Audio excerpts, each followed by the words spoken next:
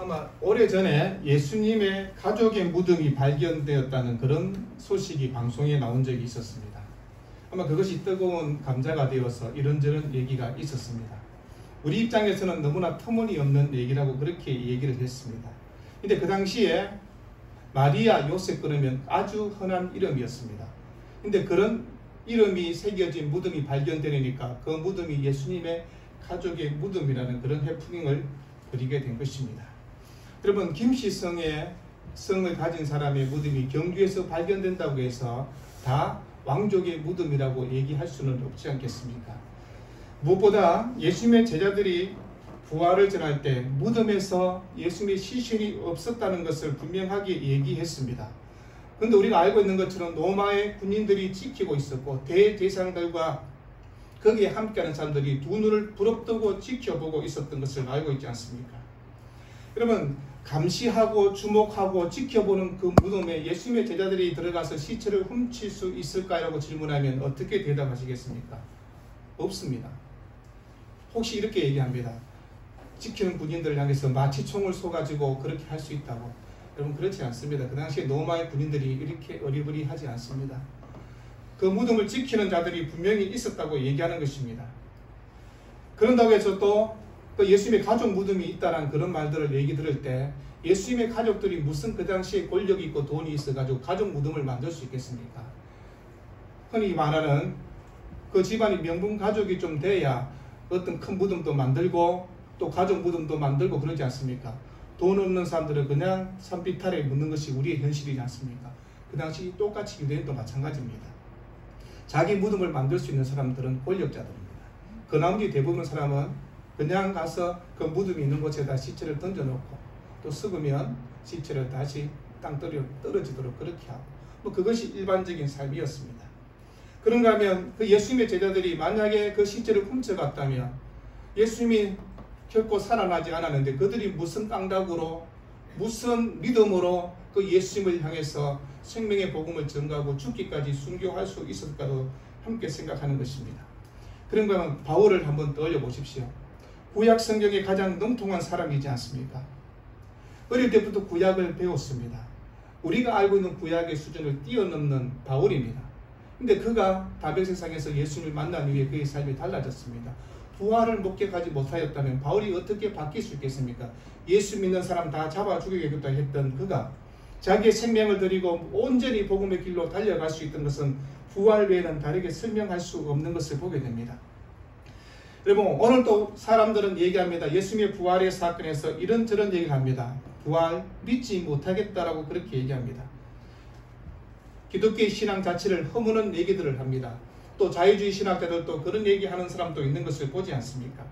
그런가 다빈치 코드처럼 또 어떤 미디어 돌풍을 일으켜서 그 기독교 신앙의 자체를 흔들려고 하는 그런 수많은 일들도 있는 것을 보게 됩니다. 여러분, 그러나 우리가 정말 기억해야 될 것은 이들의 모든 논쟁 가운데 부활의 사건을 가지고 얘기하고 있다는 것입니다. 기독교의 핵심 가치인 부활에 대해서 믿는 자든 믿지 않는 자든 다 관심을 갖고 있는 것들을 보지 않습니까? 바울이 뭐라고 얘기했습니까? 만일 죽은 자가 다시 살아나는 일이 없으면 그리스도도 다시 살아나신 일이 없을 터이요. 그리스도께서 다시 살아나신 일이 없으면 너희의 믿음도 헛되고 너희가 여전히 죄 가운데 있을 것이요. 또한 그리스도 안에서 잠자는 자도 망하였으니 만일 그리스도 안에서 우리가 바라는 것이 다만 이 세상의 삶뿐이면 모든 사람 가운데 우리가 불쌍한 자라고 고린도전서 15장에 우리에게 얘기했지 않습니까? 그 당시 고린도 교인들 중에도 부활을 못 믿겠다는 사람들이 있는 것입니다. 그런가 하면 그 육체의 부활도 못 믿겠다, 그렇게 얘기하는 사람도 있었습니다. 왜요? 그 당시에 우리가 아는 것처럼 영지주의자들이 그렇게 얘기를 하고 잘못된 이혼론적 사상 가운데 교인들을 잘못하게 했던 일들이 있었는 것을 보지 않습니까? 몸의 부활은 구원이 아니라 영원한 속박으로 여긴 일들도 있었습니다. 그러나 우리가 정확하게 있는 것은 부활, 그러면 몸의 부활이 있습니다. 몸의 부활이 없다면 그리스도의 부활도 있을 수 없는 것입니다. 그리스도의 부활이 없다면 그리스도를 믿는 신앙 또한 헛된 것을 우리가 얘기하는 것입니다. 그래서 부활의 소망이 있었기 때문에 바울은 온갖 고초와 핍박을 견디면서까지 끝까지 복음의 핵심인 이 부활을 전거했던 것을 보지 않습니까? 바울은 한마디로 부활의 자신의 삶을 건 사람이었습니다. 뿐만 아니라 바울은 부활 때문에 전혀 다른 삶을 살기 시작한 사람이었음을 얘기하는 것입니다. 바울뿐만 아닙니다. 예수님의 제자도 마찬가지 않습니까? 예수님이 십자가에 못 박히는 것을 보고 도망갔던 제자들이었습니다. 그런가 하면 이 부활의 사건을 본 제자들의 모습은 완전히 바뀌었습니다. 초대교회 성도들도 마찬가지 않습니까? 사자의 밥에 로마 군사들의 채찍에 그럼에도 불구하고 이 부활의 신앙이 있었기 때문에 그리스도를 바라볼 수 있는 믿음으로 살았던 것입니다. 그래서 그리스도인이 누굽니까? 라고 질문하면 어떻게 대답하겠습니까? 예수님을 믿는 자들이면 예수님이 하나님의 아들이시며 세상의 구주가 되심을 믿는 자들이 그리스도입니다. 그 믿음의 근거가 무엇입니까? 라고 질문하면 어떻게 대답하겠습니까? 바로 예수님의 부활이라고 얘기하는 것입니다. 예수 그리스도의 부활은 역사적 사실일 뿐만 아니라 우리가 여기에서 신앙의 출발점이 있다는 것을 얘기하는 것입니다. 예수님이 십자가에 못 박혀 죽음으로 시리에 빠졌던 제자들이 순교의 자리까지 나아올 수 있었던 것, 예수 그리스도의 증인이 될 수 있었던 것은 부활의 주님을 만났기 때문에 가능한 일입니다.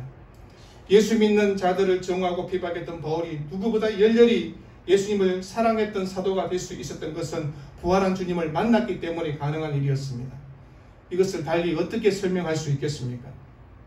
그래서 그리스도의 부활은 확실한 역사적 사실이라면 그에 따른 논리적 결과가 무엇인가를 얘기하는 것입니다. 그래서 그리스도는 단순한 인간이 아니라 신성을 지니신 하나님의 아들이시며 세상의 구주와 주님인 것을 얘기하는 것입니다. 또 예수님의 죽음은 주님의 죄나 무력함 때문이 아니라 특별한 목적을 위해서 자발적으로 당하신 것이라는 것을 얘기하는 것입니다. 그 주님이 십자가에서 당하신 하나님의 진노와 저주는 온 인류를 대신해서 당하신 것입니다. 그래서 우리가 예수님을 믿는 믿음으로 예수님과 하나 된 자들은 예수님의 부활에 동참할 수 있게 된 것입니다.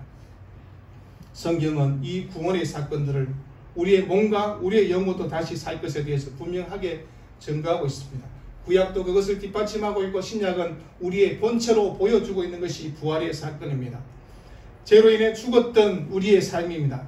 그렇지만 대속에 주님이 오셨기 때문에 죄의 문제가 해결되었고 우리의 몸도 죽음에서 벗어나 생명으로 옮겨진 것입니다. 예수님의 부활은 예수님이 누구신지 무슨 일을 하셨는지 또 주님을 믿는 자들이 받을 구원이 어떤 것인가를 보여주는 하나님의 놀라운 능력인 것을 보지 않습니까? 이토록 부활이 기독교의 존립을 잡을 만큼 중요한 구원 사건이기 때문에 사탄은 끊임없이 부활을 공격하고 부활 신앙을 무너뜨리고 하는 것이 당연하다는 것입니다. 그리스도인이라고 자처하는 자들 중에도 부활 신앙으로 살지 못하고 기독교를 단지 아주 도덕적 어떤 선한 삶을 살라고 하는 윤리적 가르침 정도로 생각하는 그런 잘못된 사람들이 있는 것을 보지 않습니까? 여러분, 기독교는 생명의 종교입니다. 예수님을 믿는 자들은 이미 영생에 이른 자들이라고 얘기하는 것입니다. 여러분, 우리가 다시 오실 주님, 그때는 우리의 몸도 다시 부활하여 영혼과 하나 되고 변화된 삶을 살 것을 얘기하는 것입니다. 그래서 기독교는 이렇게 얘기합니다. 이미와 아직을 살아가는 하나님 나라의 이중적 구조 안에 사는 우리의 몸의 행실을 성령의 능력으로 죽이는 제자기를 기른 사는 사람이라고 얘기하는 것입니다.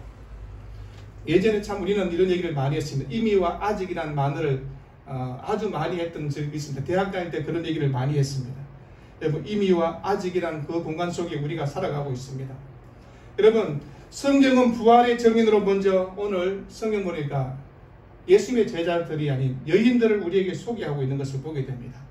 부활의 첫 새벽, 정성껏 준비한 향품을 가지고 종종걸음으로 예수님의 무덤을 향해서 가는 그들이었습니다. 그런데 도착하니 무덤이 열려 있습니다. 예수님의 시신이 없었습니다.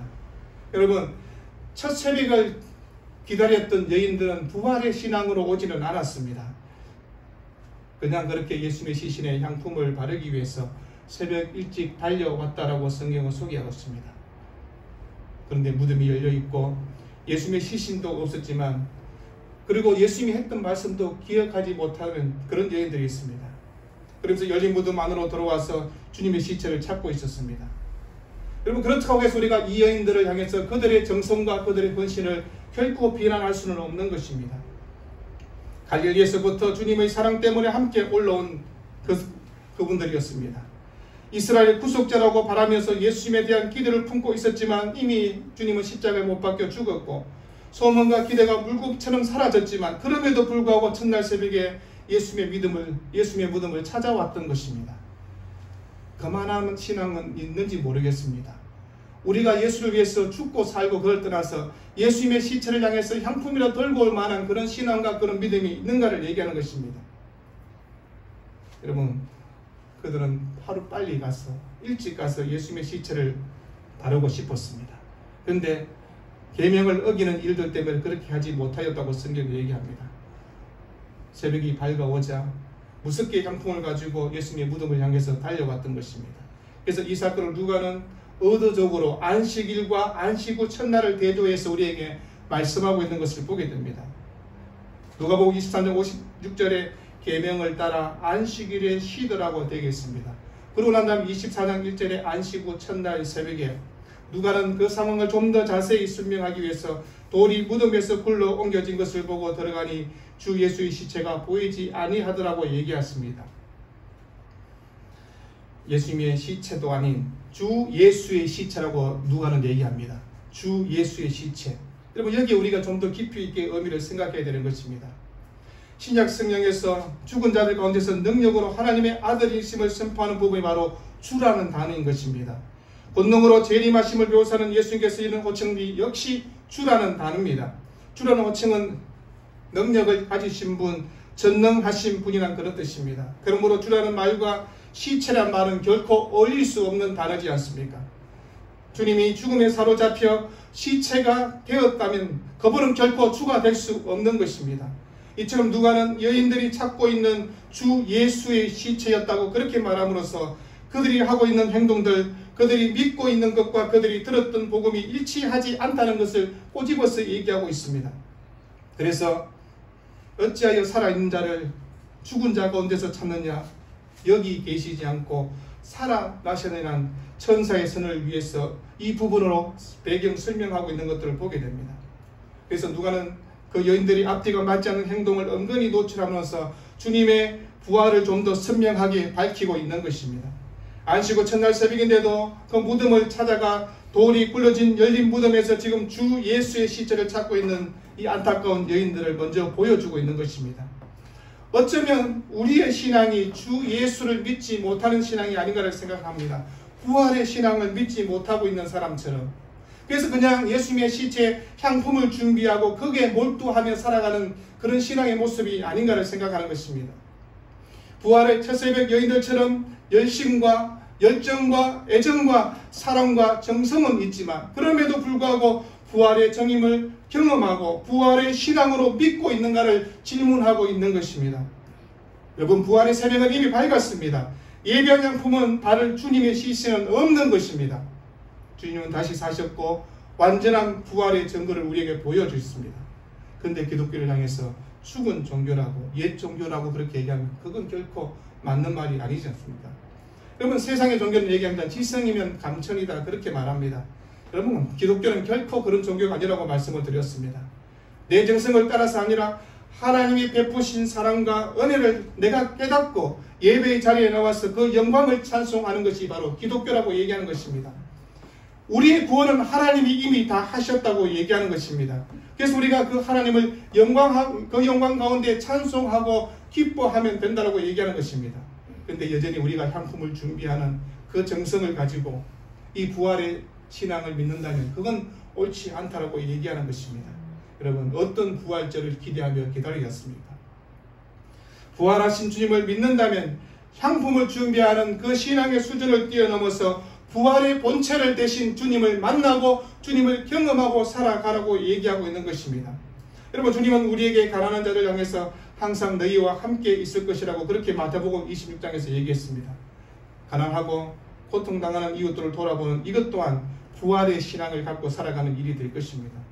그런데 우리가 중요한 것은 그 예수님이 십자가에 못 박힐 때 이렇게 말씀합니다. 보라, 내 어머니라고 사도 요한에게 그 어머니를 부탁하시는 것을 보게 됩니다.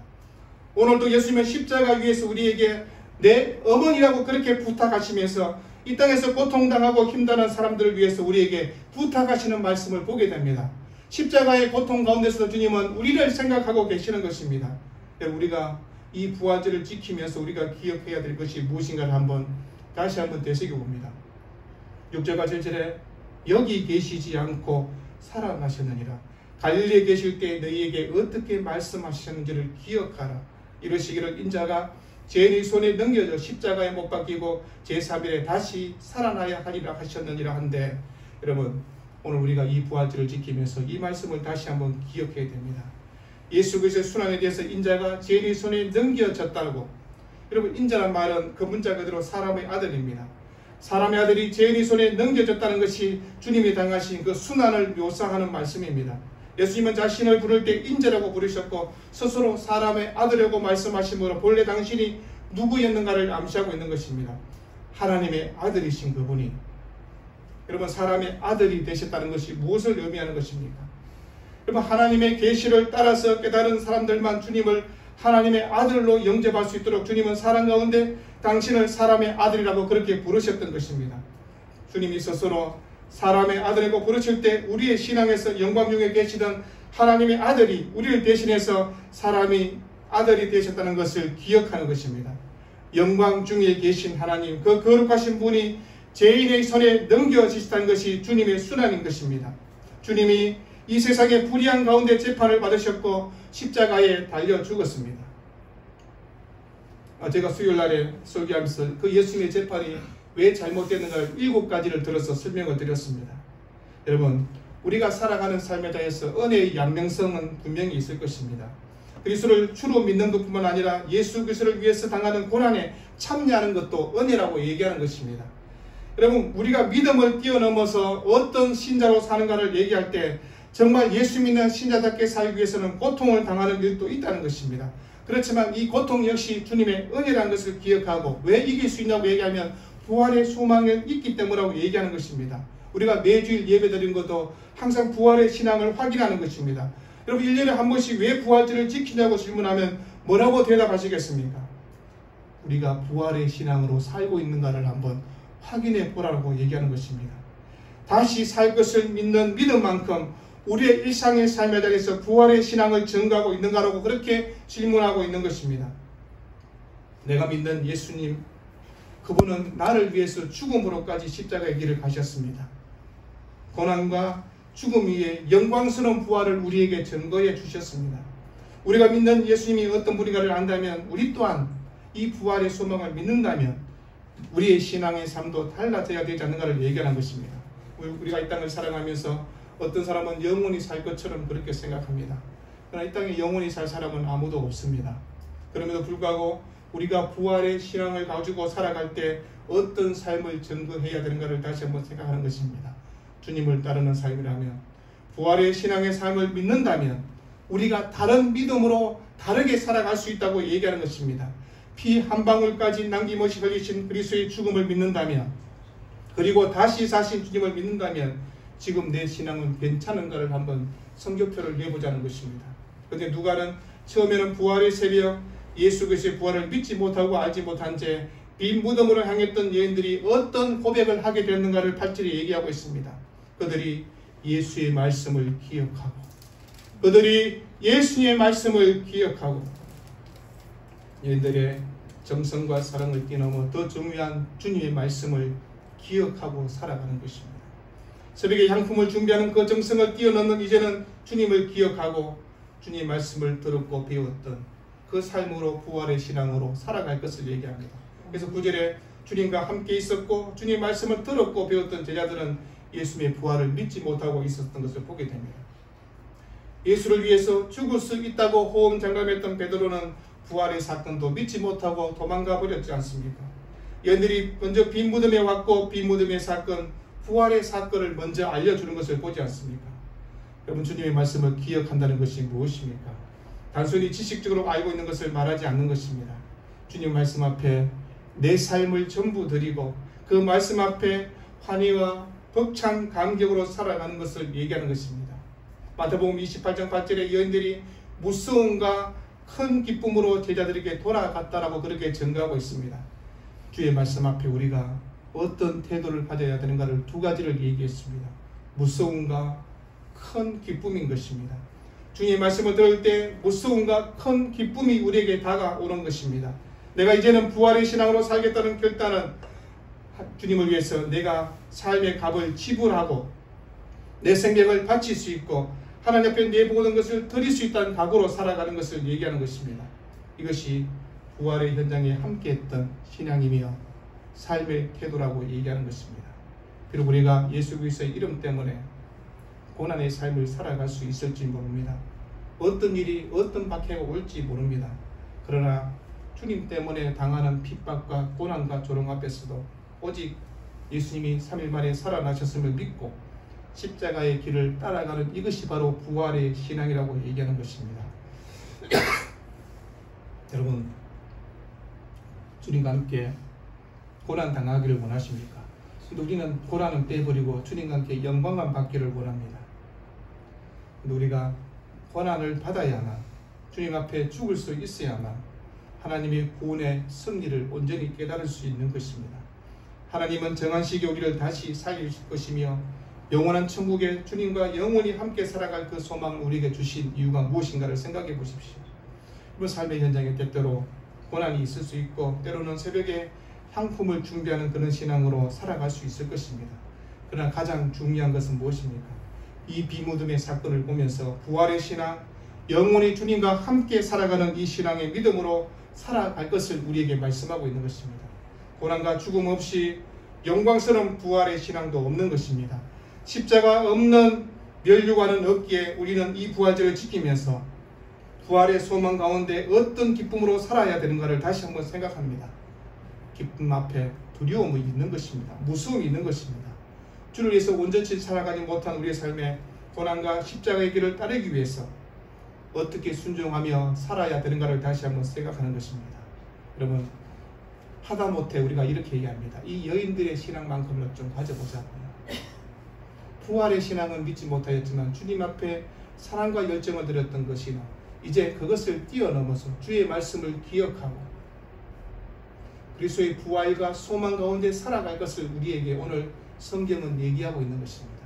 여러분, 오늘 이 부활절을 지키면서 나는 어떤 부활절을 준비했는지, 나는 어떤 부활의 신앙으로 살 것인가를 다시 한번 되새겨 보시길 바랍니다. 오늘 저는 이 설교를 마치면서 바울이 했던 빌립보 3장 10절과 11절 말씀을 이 설교로 마칠까 합니다. 내가 그리스도와 그 부활의 권능과 그 고난의 참여함을 알고자 하여 그의 죽으심을 본받아 어떻게 해서든지 죽은 자 가운데서 부활에 이르러 하노니 라고 그렇게 말하고 있습니다. 날마다 그리스도를 알고 부활의 능력과 은혜를 깨닫고 고난도 함께하며 죽는 자리까지도 기꺼이 따르는 그런 복된 성도의 신앙, 부활의 신앙으로 살아내는 여러분 모두가 되기를 우리 주 이름으로 축원드립니다. 기도하겠습니다. 사랑하는 주님,